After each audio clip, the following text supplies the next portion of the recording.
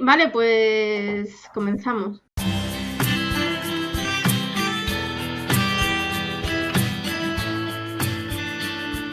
Te cedo mi asiento, un podcast que hace visible lo invisible.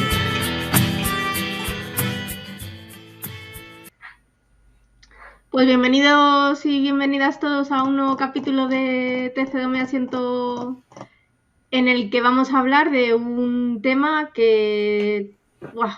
voy a dejar que lo definan las invitadas de hoy, pero es un tema que puede traer mucha polémica y bueno, esperemos que os guste. Voy a presentar primero a las dos chicas que nos acompañan, Silvia y Marina. Hola. Hola.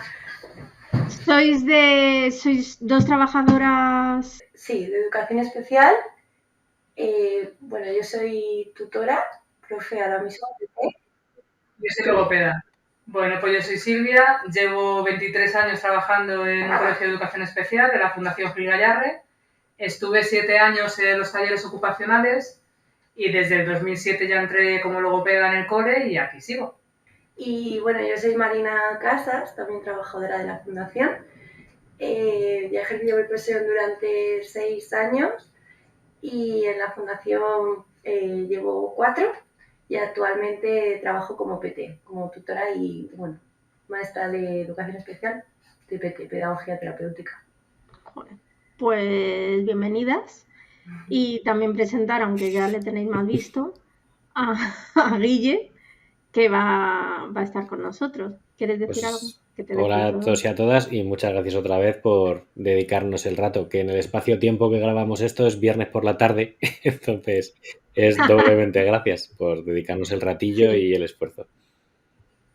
Muchas gracias. Y bueno, yo creo que con lo mejor que podemos empezar es con una definición o una definición global de lo que es la educación especial. No sé si os animáis, que yo creo que la mejor es que lo podéis decir si vosotras. Vale. Bueno, pues para nosotras la educación especial es aquella que está adaptada para los alumnos con necesidades educativas especiales, a la redundancia, ya sea por actitudes sobresalientes, como para aquellos que tienen distintas capacidades y necesitan pues más apoyo, ya que pueden pues a lo mejor tener algún tipo de discapacidad psíquica, física, mental, con el objetivo de desarrollar pues una educación que sea de calidad, que sea adecuada para cubrir esas necesidades y, bueno, inclusiva para todos. Genial, perfecto. Muchísimo mejor de lo que lo podríamos haber hecho nosotros, desde luego, pero no vamos a entrar en más detalles. Y bueno, pues yo creo que ya podemos, como ya tenemos claro el tema y sabemos quiénes estamos y eso, si nos podéis contar un poco vuestra experiencia, como un poco más detallada y tal. Claro, ¿empiezo yo? Empieza. Vale. Bueno, yo al acabar la carrera, sí que es verdad que no sabía si trabajar en un centro ordinario o en un centro de educación especial. Y bueno, al comenzar, pues empecé en un centro ordinario. Entonces, sí que es cierto que dentro de las aulas siempre hay algún alumno que necesita más apoyo y además cada vez se están dando más esos casos. Entonces, pues al final me llamaba muchísimo más la atención y al cabo de los años pues fui decidiendo que mi carrera y mi orientación profesional iba más encaminada a la educación especial. Entonces, por eso decidí dar el paso y conocer a través del voluntariado lo que era trabajar con personas con discapacidad. En este caso, discapacidad intelectual. Estamos en un centro pues donde la gran mayoría de personas pueden tener discapacidad motórica, pero sobre todo discapacidad intelectual y nada, y aquí estamos. Luego ya si queréis hablaré un poquito más de mi opinión sobre centros de ordinaria, porque Vale. bueno, ahí sí que puede surgir polémica, pero de verdad. Es uno de los puntos que vamos a tratar. Sí, así que me voy a esperar un poco. Guárdatelo, pero Sí. poquito. ¿Y tú, Silvia? Pues yo cuando me inscribí en la universidad, yo quería hacer educación especial y me quedé sin plaza. Y lo más parecido que había era magisterio de audición y lenguaje. Y dije, bueno, pues hacemos un añito de esto y ya veremos. Pues me metí, me encantó. Y las últimas prácticas de tercero de carrera las hice aquí en la fundación y dije, pues esto me gusta, porque mira, tengo la parte de logopeda, de audición y lenguaje y la parte de educación especial. Y aquí me quedé. Hice las prácticas y ya no me fui de aquí. Así que muchas veces me lo vuelvo a plantear y digo, Jorín, ya vas teniendo una edad. Cuando tengas 60 años, ¿te sigues viendo en educación especial? Pues no lo sé. Pero luego va el día a día y, yo qué sé, los refuerzos son tantos que dices, pues sí, me quiero quedar en educación especial. Tiene que ser también duro. Bueno, ya entraremos ahí, pero no tiene que ser fácil muchos momentos. Yo Sobre creo que es todo más vocacional que duro. Te tiene que gustar mucho para querer seguir aquí. Ah, No, y hay momentos duros. Pero como en todos los trabajos. Sí, Sí. pero yo creo que en todos los trabajos donde hay una involucración humana, personal. Claro, yo me refería también un poco a eso, a separar, a no llevarte el trabajo también a casa, a nivel también mental y eso. Tiene que ser. Sí, yo no- comparto un poco la También opinión las en esto. Creo que al final yo soy terapeuta ocupacional, que si no lo digo 2 veces por programa me cancelan del colegio. Yo en mi caso, claro, trabajo en salud mental y es verdad que la carga laboral de base siempre es dura en cualquier trabajo, pero la relación humana que implica o la implicación estando delante de una persona, no delante de un ordenador, sin evidentemente quitarle valor al trabajo de Mary, ¿no? Pero sí es verdad que llevas una sobrecarga extra porque, bueno, al final no puedes evitar empaparte un poco, ¿no? No somos robots, entonces yo sí que creo que ahí tenemos un plus y en este caso tenéis un plus a valorar. Sí quiero rescatar antes de seguir porque me ha parecido muy interesante cuando habéis hecho la definición, porque normalmente cuando pensamos en educación especial enseguida pensamos un poco en esto, ¿no? En discapacidad intelectual, en discapacidad física, un poco la adaptación, y se nos olvida un poco que es cualquier tipo de adaptación. Habéis hablado de gente pues con capacidades distintas al nivel de, bueno, antes se llama superdotado, esto ha ido avanzando un poco, pero bueno, que también necesita una adaptación curricular porque precisamente si eso no se explora, no solo no le va a dar igual, sino que muchas veces el fracaso está ahí, ¿no? Por no tener un cuidado especial a las necesidades de ese niño o de esa niña. Entonces, me gusta que hayamos visto los dos polos de la definición. Sí. Pues, pues vamos a seguir ya teniendo vuestra presentación y todo eso. Nos vamos a meter un poquito más en materia. Y queríamos hablar sobre el acceso a la educación especial. Si todos los niños que requieren esa educación especial pueden hoy en día acceder y tener acceso a ella. Sí. ¿Qué pensáis? Sí. Sí. De hecho, yo creo que lo fácil es acceder a educación especial. Uh-huh. Que hay más gente. Otra cosa ya es el centro que te coja. Tú vas a las consultas y ya te orientan a unos centros o a otros. Pero acceder a educación especial, yo creo que todos tienen acceso a ellos.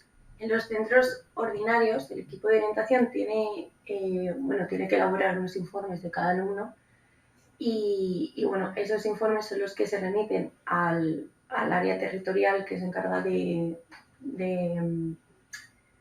gestionar ese proceso y ya elegir el centro adecuado para ese alumno. Porque claro, ya no es un centro como tal a lo mejor de educación especial, es que a lo mejor pues puede estar en un centro ordinario, pero con un aula donde se pueda trabajar con un grupo pequeño, pues alumnos con capacidades similares. Y entonces pasan unas horas con sus compañeros y otras horas en ese aula para trabajar, pues a lo mejor materias un poco más específicas, matemáticas, lengua, y a lo mejor pues para plástica, educación física, se pueden juntar. Entonces eso, pero vamos, sí que es fácil acceder. Pero mi ignorancia en este tema, hay distintos tipos de colegios de educación especial, entonces hay suficientes o hay como para que todo el mundo pueda acceder sin tener que, por ejemplo, en la Comunidad de Madrid supongo que será fácil, pero alguien que lo necesite en otro tipo de comunidad más pequeña también es fácil acceder. O sea, no hay la cantidad, hay los recursos necesarios como para que todo el mundo pueda acceder Claro, de verdad. no. Tienes todos los recursos necesarios en Madrid, tienes los recursos necesarios en ciudades grandes. Si vives en un pueblo, no.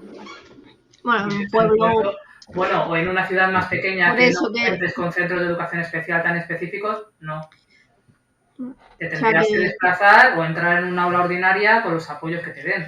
Me imagino que esto también pasará en los colegios ordinarios que hablamos, ¿no? Habrá colegios que sí que tengan la posibilidad de montar estas aulas que decís dedicadas de manera especializada y otros que por espacio, número de alumnos o capacidad de cualquier tipo, ¿no? Se vean obligadas un poco a derivar a los alumnos a estos centros de educación especial cuando igual podrían hacerlo en el centro ordinario o no. Sí, a ver, aquí también hay un dilema que entra la figura de PT en el cole ordinario. Entonces, ¿qué ocurre? Que, bueno, me voy a meter ya en faena. métete. En los colegios ordinarios, partiendo de la base de que son muchos alumnos, son a lo mejor la ratio entre 20, 25, incluso 28 alumnos, el tutor tiene que estar con todos los alumnos, más con ese alumno o dos alumnos que tengan otro tipo de necesidades o que tengan un desfase curricular. Entonces, entra la figura del PT. ¿Qué ocurre? Que muchas veces el PT no tiene horas suficientes, o esa ha sido mi experiencia, para atender como se tendría que atender a esos alumnos. Entonces, o es verdad que el centro ordinario cuenta con aulas como puede ser el aula TGD, o es verdad que yo lo veo muy complicado, porque al final las horas que pasan son pocas, entre que sale, entra, se centra y te pones a trabajar, al final el alumno no está el tiempo que necesita. Y luego, aunque el PT entre en clase, que es otra opción, y apoye a la profesora, el alumno en sí está viendo lo que está haciendo con la PT, pero también se tiene que concentrar porque el resto de los 27 alumnos están con la pantalla digital haciendo otra cosa, que muchas veces están haciendo, no es el mismo trabajo. Claro, que muchas veces es falta de recursos y no el querer o no querer, Creo la mayoría. Sí, se junta falta de recursos con también a veces falta de formación en cuanto al profesorado, porque es verdad que formación pues tiene el PT, pero los tutores a veces no cuentan con esa formación y a veces no quiero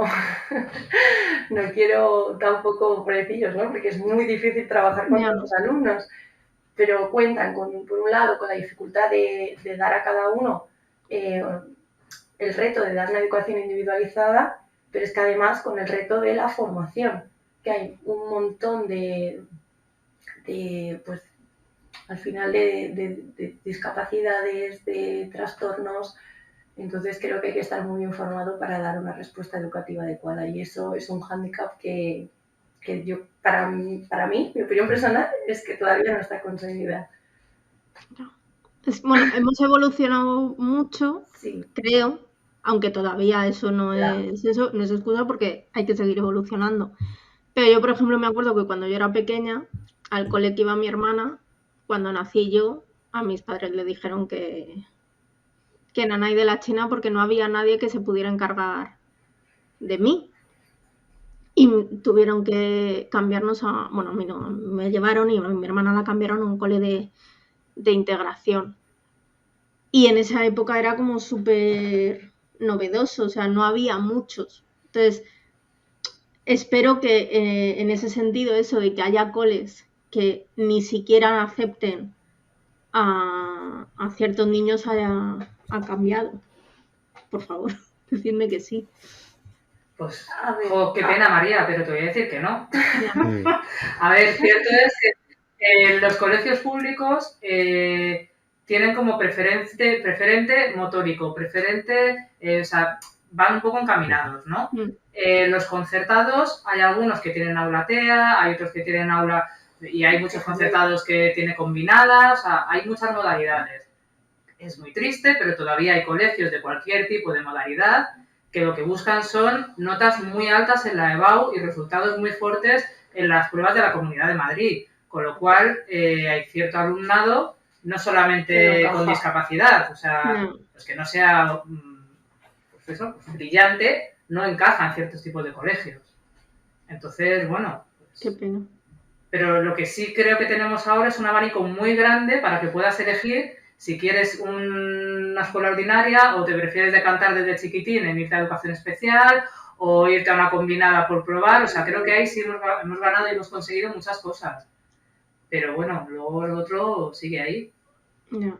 A ver, es muy difícil cambiarlo absolutamente todo de un día para otro. Hombre, ya hace 30 años que es. Pero bueno, ahí no vamos a entrar, vamos a cambiar. Eso no. Pero bueno, sí, nos quedamos con el mensaje de que hemos evolucionado, pero que todavía queda bastante por cambiar. Y ya que has nombrado las distintas modalidades, hay distintas modalidades, valga la redundancia, en educación especial. ¿Nos podéis hablar un poquito de ellas? Pues hay centros como más derivados a temas motóricos, hay centros más específicos en TEA, en nuestros más como discapacidad intelectual a nivel general. Sí, visual, también, discapacidad visual. Dentro de educación especial cada uno tenemos como nuestro territorio, nuestra parcela en la que somos más especialistas. Y tenemos más adaptaciones. Nosotros, por ejemplo, en nuestro centro podemos coger algún motórico, pero no podemos coger muchos porque no todas las zonas que tenemos están adaptadas, por ejemplo.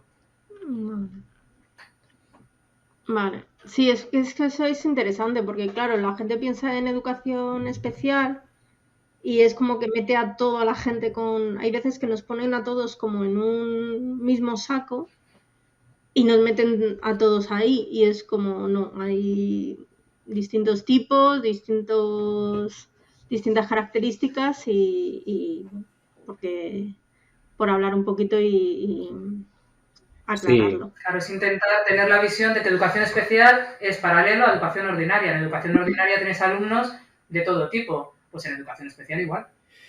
Es una cosa que hablamos al final aquí de manera constante porque incluso partiendo todos del mismo punto, en el sentido de que al final la mayoría de gente que participamos en el podcast tenemos espina bífida, luego cada uno somos de nuestra padre y nuestra madre de manera literal, o sea, no podemos ser más distintos. Y es algo que está muy bien que recalquéis porque es lo que dice Mary, ¿no? Parece que todos vamos en un cajón desastre y la educación especial es un global, entonces, bueno, pues está bien recalcar que precisamente como estamos hablando es específico para cada tipo de discapacidad e incluso dentro del mismo tipo de discapacidad las adaptaciones pueden variar, que no todos vamos en una silla blanca con el fondo azul, que es una cosa que decimos mucho, ¿no? Que entendemos el icono, pero que la cosa varía. Claro. Claro, y nosotros dentro de lo que es un centro de discapacidad intelectual tenemos chicos con necesidades totalmente diferentes unos de otros. Claro. No se puede generalizar en absoluto. Claro.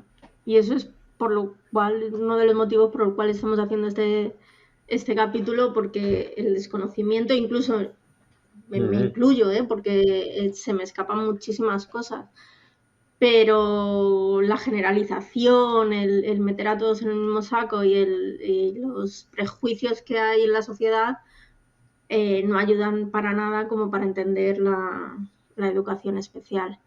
Y luego sí que me gustaría meterme en un tema un poquito, pues el tema polémico de la, por así decirlo, de la educación especial, que en verdad, bueno, no sé si es polémico o no, pero bueno. ¿Es inclusiva la educación especial? ¿No es inclusiva? ¿Se puede hacer inclusiva? Yo aquí yo tenía tengo que reconocerlo antes de que empecemos con esto. Yo tenía una visión muy radical, ¿vale? Y para mí la educación especial nunca es inclusiva, pero sí necesaria. Pero estoy cambiando mi mente poco a poco. Entonces estoy escuchando a gente y tengo distintos pensamientos. Entonces, vosotras que habéis trabajado en educación especial y ¿me podéis hablar de esto? Mira, yo te puedo decir que mi corazón y mi cabeza vive dividido a diario. Mi cabeza, nosotros pertenecemos a la Fundación Gil Gallarre, que pertenece a Plena Inclusión Madrid, ¿vale? La propia palabra lo dice, creemos en la plena inclusión. Eso es lo que me dice la cabeza, ¿vale? Yo creo que deberíamos de llegar a ello y tenemos líneas de trabajo internas del colegio que se dedican a hacer actividades inclusivas y a meternos en colegios ordinarios para que vean cómo se trabaja y tal. Pero luego tengo otro lado que digo, puf, no estamos preparados. Porque si dejamos a los chicos, a mis niños, si los meto en un colegio ordinario, ¿qué va a pasar con ellos? ¿Les van a preparar igual que les preparamos nosotros? ¿Les van a cuidar tanto como les cuidamos aquí? Porque claro, aquí en la aula están entre 4 alumnos, 7 alumnos los que más tienen. Si los llevas a ordinaria son 20 y tantos. Cuando salgan al patio, pues aquí tienen su grupito de amigos, tienen... Y en un colegio ordinario lo van a tener. O sea, yo creo que son miedos y cosas que todavía no sé si estamos preparados para ello. Hay en provincias en que lo han hecho, con lo cual debe de ser que sí se puede. Pero yo aquí, por eso te digo, tengo mi corazón un poco dividido. No sé, o sea, no sé esos ejemplos, pero yo conozco coles que dicen que son inclusivos y que meten a niños pues, de todo tipo y que los profesores, si hablas con ellos, los profesores de esas aulas dicen que es un infierno, entendedme, que no se puede, porque no están preparados, porque no tienen recursos y que meter a un niño en un aula no Claro, yo creo que ese es el problema, María. Yo creo que ese es el problema. Que nos faltan recursos para hacerlo. Sería lo ideal. Sería lo ideal que tú puedas elegir el colegio de la puerta de tu casa para tu hijo de educación especial sin tenerte que coger un autobús de 1 hora diaria porque quieres que vaya, pero no sé si estamos preparados todavía para ello. Creo que nos queda camino. Yo, aparte de trabajar aquí en Fundación, trabajo en clases particulares. Y como me gusta tanto, pues sigo la misma línea. Entonces trabajo con niños que pues tienen, pues a lo mejor, por ejemplo, un alumno es autista, tiene autismo, y otra alumna no tiene un diagnóstico todavía claro, pero tiene muchísimas dificultades. Y ahí también estoy dividida con un alumno súper bien, está en un colegio ordinario.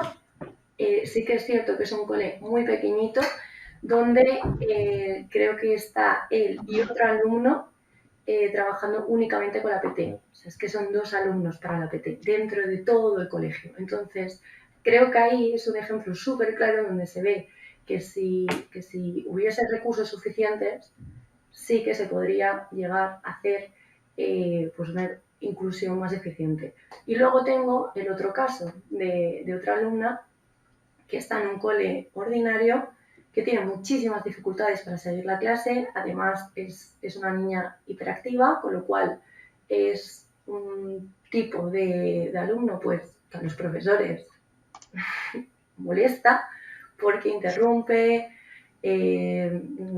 molesta al de al lado, no sigue la clase, se levanta, tira cosas, con lo cual ya no es que solamente moleste al profesor, sino que interrumpe el ritmo de la clase a los demás alumnos. Y aquí también entra en juego los padres. Pues al salir de clase, la madre de esta niña, pues claro, me decía, es que me da mucha pena porque no la invitan a los cumpleaños, tienen conversaciones delante de mí diciendo que la lleve a otro colegio porque no tienen por qué aguantar que los demás bajen el ritmo del nivel de educación y pues las unidades didácticas, etcétera, por ella. Entonces, creo que al final, y encima ella se entera de todo porque me lo cuenta, me dice, es que yo no soy así, es que no puedo parar. Dice, o sea, es súper nerviosa y me decía, es que no puedo parar, yo lo intento, pero no puedo. ¿Y por qué dicen esto de mí? Entonces, yo creo que hay que tener cuidado. O sea, hay que tener cuidado porque ellos son los primeros que lo viven y hay que saber muy bien cómo está tu hijo o tu hija o ese alumno o esa alumna, porque pues puede ser muy duro para ellos. Entonces, a veces tienes que, por mucho que tú quieras la inclusión y que tu hijo o hija esté en un colegio ordinario, creo que hay veces que es mejor tomar una decisión de llevarle a un colegio donde puedan atenderle con los recursos que él o ella necesiten. No. Que funciona fenomenal, pero si no, yo creo que... Claro, lo ideal sería colegios ordinarios con los apoyos necesarios y el dinero necesario para contratar a la gente que necesitaría esa persona. Y formar a... Educación especial, porque tenemos alumnos que por mucho apoyo que les des necesitan otro tipo de tratamientos, otro tipo de, no sé cómo decirlo, de educación. Sí, otro tipo de educación. No tiene nada que ver con un aula, con una pizarra, ni con nada de nada. Son otras necesidades. Atarse los zapatos. No se puede cubrir en un aula normal. O sea, yo siempre he pensado que el 100% es muy, muy complicado meterlo en un ordinario, por no decir imposible. Pero sí que creo que ahora mismo se está abusando un poco de la escuela, de la educación especial. He leído varios casos y tal, que en los coles ordinarios, por no pequeña, pero por a nada que tengas una necesidad, ya te mandan a un cole especial, pero sin ni siquiera estudiarlo. Sí.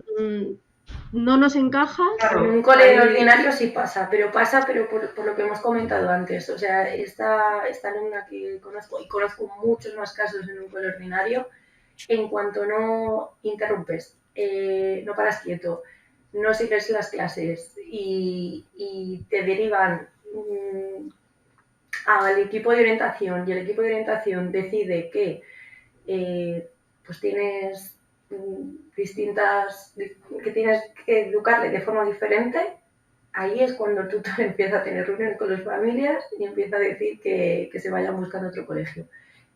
Y es así, yo te he buscado otro colegio porque este no es para ti. Y conozco casos de niños, además, que no tienen ningún tipo de trastorno, ningún tipo de síndrome, ni ningún tipo de discapacidad, ni ningún tipo de nada. O sea, otra niña no era ni inquieta, o sea, sencillamente le costaba más aprender. Ya está, o sea, sencillamente eso, ya no te estoy hablando de, yo qué sé, síndrome, no, o sea, que le costaba más aprender, que necesitaba un apoyo en casa, punto. Y le dijeron que se buscara otro cole. Entonces, a ver, estoy en la línea de que hay que conseguirlo y hay que hacer actividades inclusivas, ya, aunque no sean académicas, que si son académicas y están relacionadas, que es lo que estamos intentando en este cole, pues mejor, ¿no? Pero también es necesario que la sociedad vea cómo trabajar o cómo sociabilizar, mejor dicho, con estos... Yo lo que iba a decir, con estas personas. Necesitamos más recursos, pero también necesitamos una evolución a nivel social. Eso es. Sí. Y grande, muy grande. Muy grande. Nosotros vamos de excursión y estamos cansados de que los niños de otros colegios miren a los nuestros.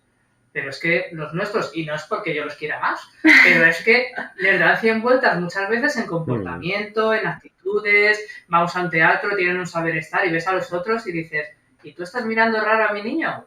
¿Por qué? Pues si, mira, porque no lo conocen. Y precisamente es uno de los motivos por los cuales yo estoy, no en contra, pero más reacia a la educación especial. Y es porque la educación inclusiva me parece también importante para los niños que no la necesitan. Porque luego al final... Claro, pero ahí te meto yo un debate, María. Ahí te meto yo un debate. A ver. Métemelo. Tú metes al niño en un colegio ordinario, ¿vale? Y tiene discapacidad intelectual. Pasa infantil, pasa los primeros cursos de primaria, pero llega un momento en que a nivel curricular se estanca, no puede, ¿vale? ¿Qué haces con él? Le mandas a educación especial, ¿vale? Le mandas con 11, 12, 13 años. Nosotros, cuando vienen con 13 años, ya son mayores, por decirlo de alguna manera. Si me hubieras venido con 3, a veces yo lo pienso y digo, te hubiera exprimido desde el primer día. No, sí, pero realmente es lo ideal porque juegas con niños, estás en un aula ordinaria, pero a nivel de especialización digo, a lo mejor hemos perdido tiempo de estar ahí dándole apoyo desde el principio. Sí, porque al final no estás trabajando de la forma correcta con él. Pero yo me refería más a que muchas veces cuando pensamos en las necesidades de la educación especial, pensamos en las personas con la necesidad, o sea, normalmente personas con discapacidad. Pero es que yo creo que no, porque muchas veces el que haya diversidad en el aula ayuda también a que la sociedad sea más inclusiva. Sí, A mí que mis no vean sobrinos la no realidad. se sorprenden porque yo coge, ni porque yo corra más lento o porque me caiga cada 2 por 3.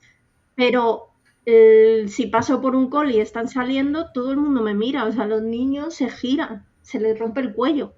Y ¿sabes? Que es lo que decía Silvia, que todo el rato... Y es porque no lo ven, no lo Que conocen. igual podría ser de Entonces, otra manera, podría ser como comentáis, igual estamos centrándonos en lo que viene a ser lo curricular, ¿no? O en las matemáticas o la lengua o tal. Igual el centro podría consistir en clases, pues como cuando llegas a bachillerato. Yo llegué a bachillerato, yo hacía ciencias y me juntaba con los de letras en ciertos momentos. Y en ese momento congenias, interactúas y tal. Pues esto podría ser de igual manera. Aquí hemos hablado mucho también, no hace mucho además, de las relaciones familiares, y una persona sin discapacidad que se ha criado o que tiene un contacto desde pequeño con una persona con discapacidad ve el mundo de otra manera y reacciona de otra manera. Esto no quiere decir que no te gires, pues igual que si yo veo a alguien con un vestido color fosforito y me giro para mirar. Mirar es algo lógico, es una reacción primaria. Es una sí, cosa bueno, he que, puesto ese ejemplo, pero para que me claro, pero que es una cosa entendierais. que yo creo que es la base. Y la educación, yo creo que muchas veces la manera de hacerlo es con el contacto. Porque una profesora en un colegio ordinario se puede sentar a decir a 28 chavales, tenéis que tratar a todo el Sí. mundo igual, pero no es lo mismo que el que esté al lado tenga una necesidad distinta. Y esto puede ser de mil maneras. Hemos hablado aquí de cosas a nivel cognitivo, como puede ser algo como las matemáticas. Pero a nivel físico pasa igual. Nosotros tenemos una discapacidad física y a la hora de interactuar con gente sin discapacidad en educación física, por ejemplo, muchas veces lo que estás es en un rincón, viendo cómo tus compañeros juegan o hacen, ¿no? Pues igual se podría dar un giro de tuerca que muchas veces se ha hecho para incluir a las personas en esa actividad. No hace falta que todos los días se haga fútbol o atletismo. Igual podemos hacer algo un día un poco más quieto. Sí. Claro, nosotros en Fundación, cuando empezamos con la línea de trabajo de inclusión, empezábamos con otros coles de ordinaria y era, pues, hacemos una excursión juntos, hacemos un teatrillo, hacemos una manualidad. Y luego ya cuando fue avanzando el tema dijimos, bueno, ahora vamos a ir a cosas más académicas. Vamos a dar una clase, vamos a entrar en un aula a hacer... Y entonces, para que vean que en estos colegios también se trabaja matemáticas, conocimiento del medio, lengua, que vean que con otras adaptaciones, cada uno tiene lo que necesita, pero se trabaja en todas las áreas. Entonces, bueno, pues es ir dando pasitos poco a poco. Creo que nos falta camino, pero sí es lo que deberíamos de hacer. Sí que creo que estáis como punto positivo, porque al final todo es mejorable, pero creo que cada vez se invisibiliza menos. Creo que al final, aunque solo sea de manera forzosa o como habéis dicho, haya un abanico amplio de sitios a los que acudir, aunque solo sea por pasar delante de un cole o conocer a alguien o tal, se va ampliando el contacto. Cuando yo es verdad que vivía en un pueblo pequeño, pero yo era de las pocas personas con discapacidad que mi entorno conocía. ¿Por qué? Pues porque se hacía menos por salir. Creo que al final vamos haciendo también pasitos en corto para que tanto a nivel académico como a nivel de ocio, como a nivel de cualquier cosa, esa interacción se produzca. Entonces, bueno, creo que ayuda. En el campo de la salud mental, que es el que a mí me ocupa, pasa igual. Ahora hemos tenido la buena y mala suerte que está muy de moda. Porque ahora, bueno, con todo el tema del estrés y la ansiedad y estas cosas, parece que ya está. Y luego el mundo es mucho más amplio también, ¿no? Y poco a poco se van dando pasitos. No sé si vosotras habéis notado algún cambio en positivo de este tiempo que lleváis trabajando, o si decís, pues esto, aquí hemos hecho tope, o aquí no hay nada más de lo que tirar, o... No, yo siempre pienso que siempre se puede tirar. De hecho, lo más seguro es que sigamos en la línea de repetir proyectos con centros ordinarios, porque tanto los alumnos de este centro, de la Fundación, como de los otros centros con los que hemos trabajado, y además eso que es lo que decíais vosotros, ¿no? Que al principio decían, joder, ¿cómo serán, no? ¿Y cómo trabajarán? ¿Y cómo harán? La opción tendría que ser, tú no retires al niño, que vamos a educar a los demás a que acepten el ritmo de tu hijo y las conductas de tu hijo. La realidad no es esa.